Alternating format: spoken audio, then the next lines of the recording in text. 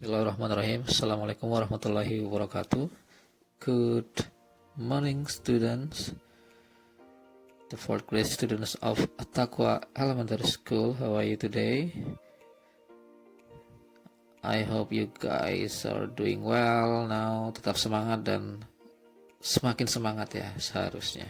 This is our first meeting in this semester after you guys spend a long holiday of the past semester. Setelah libur setahun ya, saya harap sekarang atau di saat ini kalian sudah bisa lebih semangat lagi untuk belajar bahasa Inggris. Jangan lupa untuk berdoa terlebih dahulu ya. Saya harap kalian sudah berdoa, dan jangan lupa pula untuk selalu mematuhi protokol kesehatan,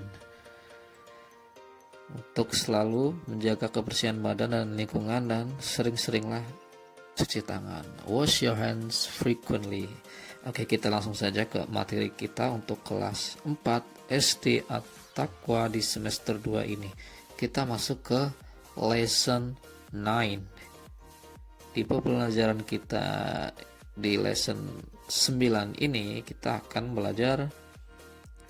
Yang pertama akan mencakup daily activities, and then simple present tense, and then adverb of frequency. Tapi untuk yang ketiga ini, adverb of frequency, sepertinya akan kita sambung untuk pertemuan berikutnya ya. Jadi hari ini kita fokus ke daily activities and simple present tense. Oke, untuk daily activity kita sudah belajar dari kelas 3 ya. Jadi saya hanya mengingatkan saja yang perlu diperhatikan untuk daily activity ini ya pasti verbnya. Apa itu si verb? Verb adalah kata kerja. Kata kerja itu apa? Lari, belajar, makan. Itu kalau dalam bahasa Indonesia itu namanya kata kerja. Bahasa Inggrisnya verb. Ya, untuk mengingat kembali ya. Contoh, I go to school every day. I eat my breakfast in the eating room. I play football with my friends in the afternoon. Itu contoh daily activity ya, dengan verbnya go, eat, and play. Nah, untuk daily activity tersebut, kalimatnya itu menggunakan rumus ya. Kita langsung ke rumusnya, yaitu simple present tense. Jika kalian masih ingat, sebelumnya kalian telah belajar present continuous tense ya di semester 1 yang lalu. Nah, sekarang kita belajar simple present tense. Nah, justru simple present tense ini yang paling mudah ya, karena paling mudah dan paling sering digunakan. Oke.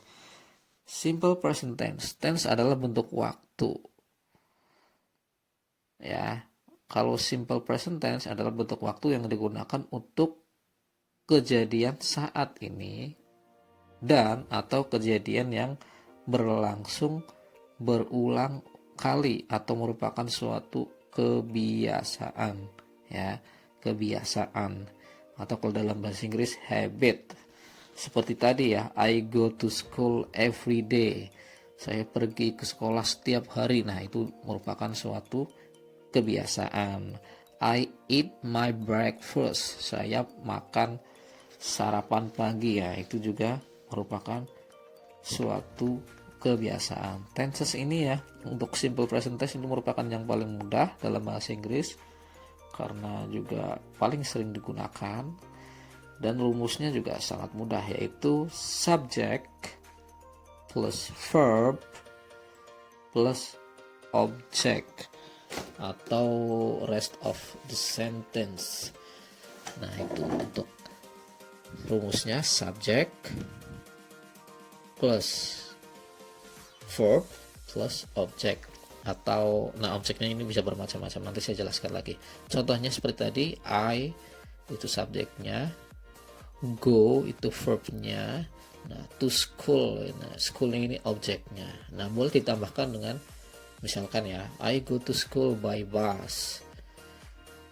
Nah, boleh juga ditambahkan di belakangnya ini keterangan waktu, adverb of time, atau adverb of manner, keterangan cara ya, yang sudah kalian pelajari di semester lalu ya. Yaitu adverb of manner itu yang beautifully, fastly, diligently. Nah, itu adverb of manner jika kalian masih ingat. Kemudian boleh ditambahkan juga adverb of frequency yang nanti akan kita pelajari juga. Jadi mudah ya. I go to school by bus bisa. I go to school every day bisa. I go to school fastly bisa. Bahkan I go to school saja itu sudah bisa. Nah, itu rumusnya ya. Sangat mudah. Subject plus verb plus object. Nah, itu untuk rumus untuk yang subjeknya I, you, they, we. I, you, they, we. Mudah seperti tadi rumusnya ya. I go to school. Bisa saja we study English every day. Bisa juga they buy vegetables diligently. They buy vegetables early in the morning, bla bla bla bla. Nah, itu sangat mudah, tidak ada perubahan. Nah, yang sedikit berbeda adalah ketika subjeknya atau pelakunya he atau dia laki-laki, she dia perempuan, dan it untuk menggantikan benda atau binatang ya. Nah, jadi ada sedikit perbedaan ketika subjeknya he, she, it. Rumusnya tetap sama, subject plus verb plus object, tapi verbnya itu harus ditambahkan s atau es atau ies. Contohnya seperti ini. Subjeknya he, she, it ya. Nah, contohnya he plays football in the morning. Nah, jadi play-nya ini harus ditambahkan s karena subjeknya he. Untuk subjeknya she juga sama. Contoh, she cooks fried chicken. Nah, cooks-nya ini sudah ditambahkan huruf s. She cooks fried chicken. Nah, tapi dalam penambahan s atau es atau is ini ada sedikit lagi yang perlu diperhatikan lagi ya. Ada pembedaannya. Untuk kata yang berakhiran, untuk kata kerja yang berakhiran huruf vokal plus y, contoh seperti tadi play ya, tinggal ditambahkan huruf s saja. Ya, gampang. Contoh lain adalah kata say, tinggal tambahkan s jadi says. Contoh lain enjoy, jadi enjoys. Nah, ada yang sedikit berbeda ketika huruf dari kata kerjanya atau verbnya berakhiran huruf o.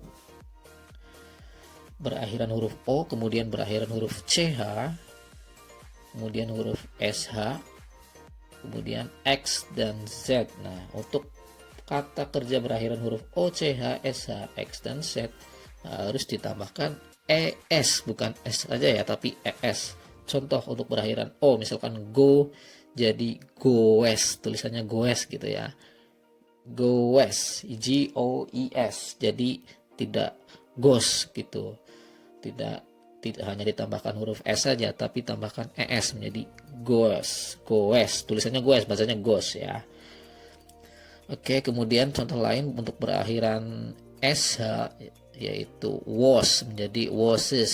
Nah, kemudian ada berakhiran ch, contohnya catch menjadi catch seperti ini. Kemudian untuk berakhiran huruf x, contohnya fix menjadi fixes seperti ini. Nah, oke, yang terakhir adalah ketika kata